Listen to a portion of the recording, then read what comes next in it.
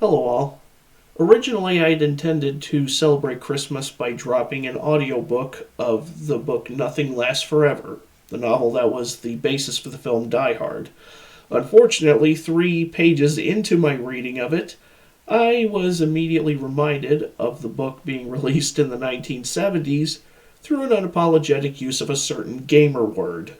So, to compensate for this, we are going to be celebrating Christmas with a reading of A Die Hard Christmas. So, let us begin.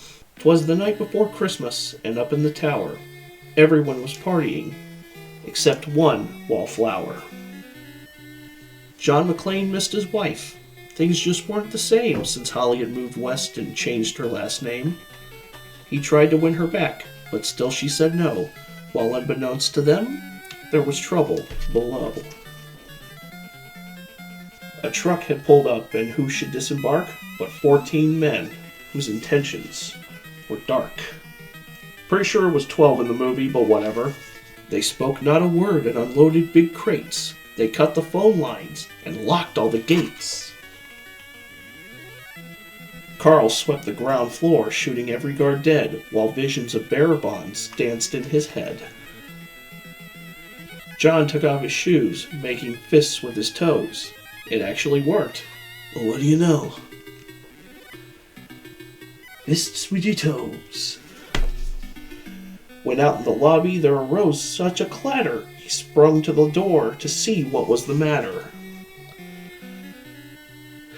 When what to his wondering eyes should appear, holy crap, there are terrorists here! John hid under a table where no one could see and watched Hans question Mr. Takagi. I'm going to count to 3. There will not be a 4. Give me the codes to open the vault door. I don't know the codes, so go ahead and shoot. Okay, said Hans Gruber, and ruined Takagi's suit. John tried to call the cops by pulling an alarm, but instead called the bad guys, who tried to cause him harm. But John killed Tony, who had very small feet, and sent him to the terrorists as a Yuletide treat. He put a Santa hat on the German and, eyes all aglow, wrote, Now I have a machine gun. Ho, ho, ho. Carl was furious. Tony was his brother. He chased John across the roof, and they shot at each other. John was able to escape through the ventilation shafts. Come out to the coast, he sighed. We'll have a few laughs. Now I know what a TV dinner feels like. At Nakatomi Tower, Sergeant Powell appeared. He checked the whole lobby and saw nothing weird. He was pulling away but didn't get far before Marco landed on the hood of his car. Powell drove away backwards, screaming in fright. Welcome to the party, pal! John yelled with delight. More police arrived, the FBI and a SWAT team, but Hans didn't mind. It was all part of his scheme.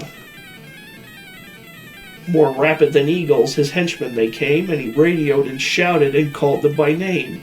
Now Eddie, now James, now Franco, now Uli. Now on Fritz and on Carl. Hair long and unruly. They shot the SWAT tank with a surface-to-air missile and knocked it away like the down of a thistle. Now John McClane was angry indeed. He blew up 2 terrorists and called them jerkweed. Pretty sure he was talking to Hans when he said that. See, take this under advisement, jerkweed. Ellis told Hans, Booby, I'm your white knight. Hans shot him dead, giving the hostages a fright. Hans went to go check on the explosives fuse and saw that poor John wasn't wearing any shoes. John fled from Carl and Hans, but alas, he had to run barefoot over sharp broken glass. His feet, how they hurt. His soles, oh so bloody. John crawled to the bathroom and called his good buddy.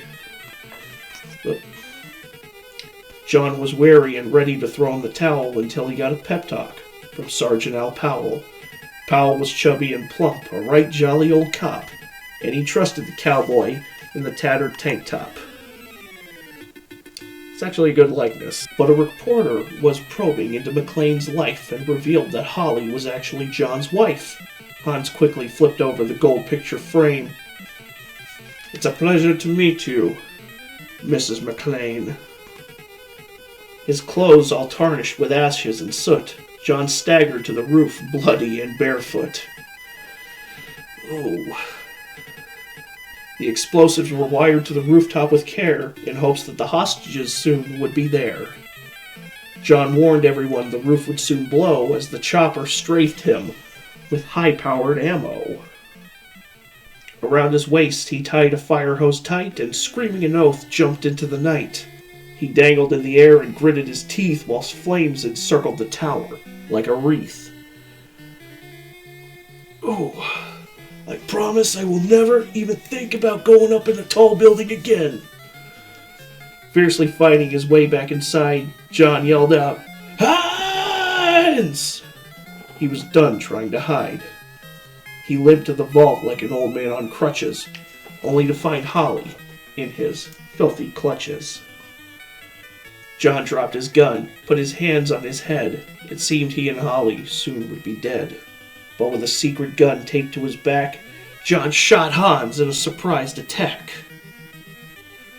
Hans fell out the window, still holding Holly's arm, and slowly, deliberately raised his firearm.